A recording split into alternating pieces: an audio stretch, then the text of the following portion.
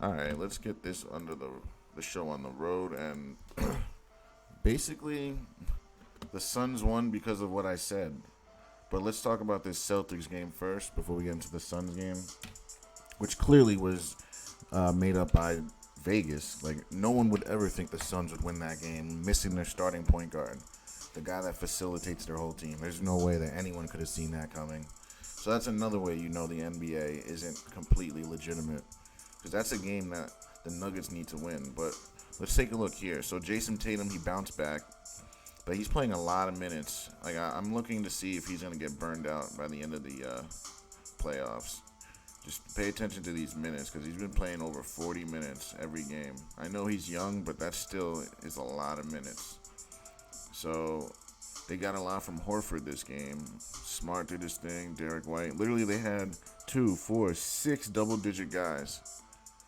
Basically, their 1 through 6 scored in double digits, but then they had nothing else. Robert Williams gave him nothing again, really.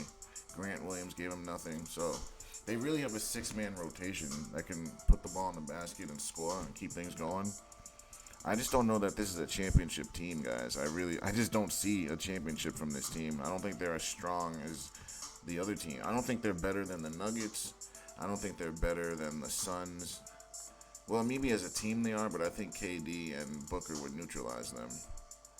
Like, I really do. As long as Chris Paul's there and you can put Paul on Marcus Smart, then you have KD on Tatum. Tatum ain't gonna do shit.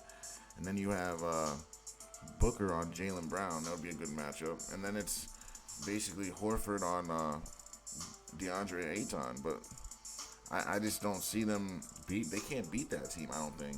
I just don't think. Even with the Suns not having a bench, I just don't know if this team is a championship team. I think they need one more piece. If they had like a big man that was like a superstar, like if they had like Anthony Davis, you got me.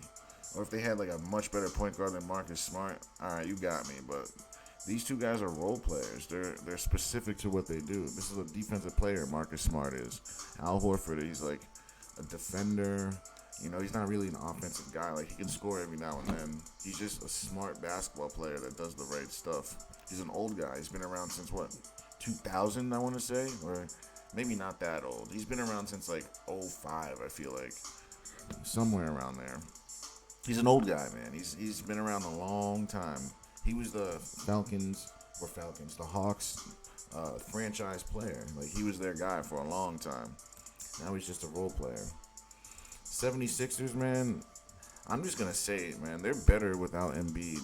Like, I know Embiid's the MVP and all this, all that, hoopla, but they're better without him. They play better without him, I feel like. They run through him, and it just, you don't get enough efficiency out of it. You're getting 2-point shots, slowed down, a lot of shots taken, guys just watching. I'd rather see them play through Harden and then Embiid be the second option. I think they'd be a better team if they did that. Look at Tobias didn't even score double digits. PJ Tucker is scoring more than him. That's where you know something's wrong. Harden can't get over 20. Maxey, you need at least 16, 20 from him too. Melton gave him something.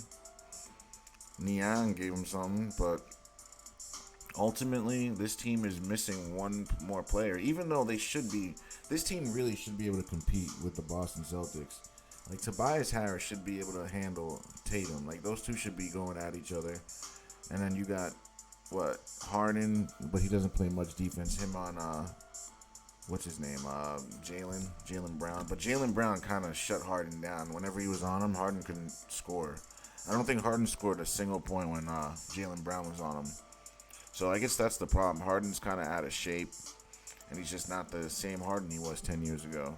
So the young cats are just taking him to school.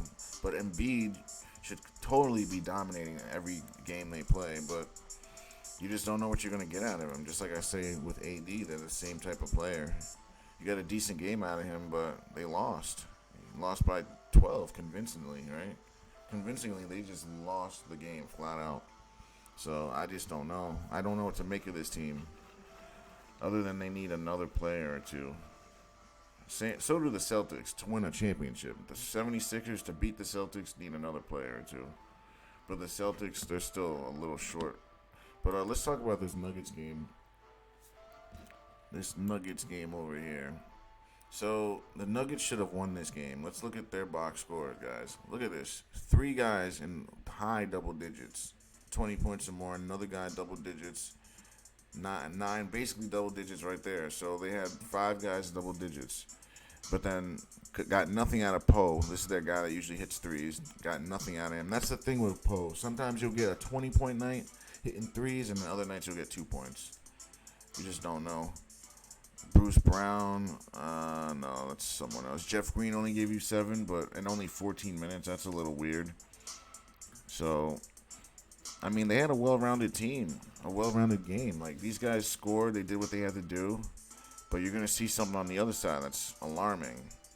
But Michael Porter did his thing, 21. You can't really ask more of that. 30 from Nicola, and then you have 32 from Murray. I mean, you wish they can score maybe 35, maybe get 30 on Porter, but they had a great game. But then look at this.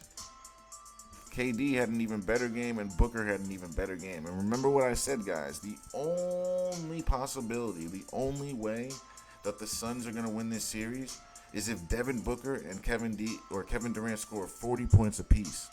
And if you average what they both scored, they scored roughly around 44 points each. So, I mean, if they can we're 43 roughly, right? I don't know, my math's not the best, but roughly around 43, 40, between 42, 43, 44 points. So, if they can do that every game, they have a chance, and that's the only way they can get it done. Because if you look at their box score, you take away his points and his points, they got nothing, guys. They got 7s, they got 2s, 4s, 4s, 6. They got no one that can score other than those 2. So even Ayton is just a rebounder, defender. Like, so you have 2 guys that can score. That's it. Everyone else has to have a play made for them. They need to be put in position, facilitated for. Those 2 guys are the only two guys on the team that can get a bucket by themselves. So I don't know that they can sustain this, man. Can you score 47 points every game? I don't think so. I don't think, like, he can do it every now and then. Like, can you really score almost 50 points every game and win this series for you guys? That's what it's going to take. Both of these guys are going to have to score 40, 50 every game. We can't have this 25, 30-point crap. That's out of the window. I think they realize it now. They got to score 40, 50 points each or they lose. That's what it takes. That is what it takes, guys. Other than that, guys, thanks for watching. Don't forget to like, share, and subscribe.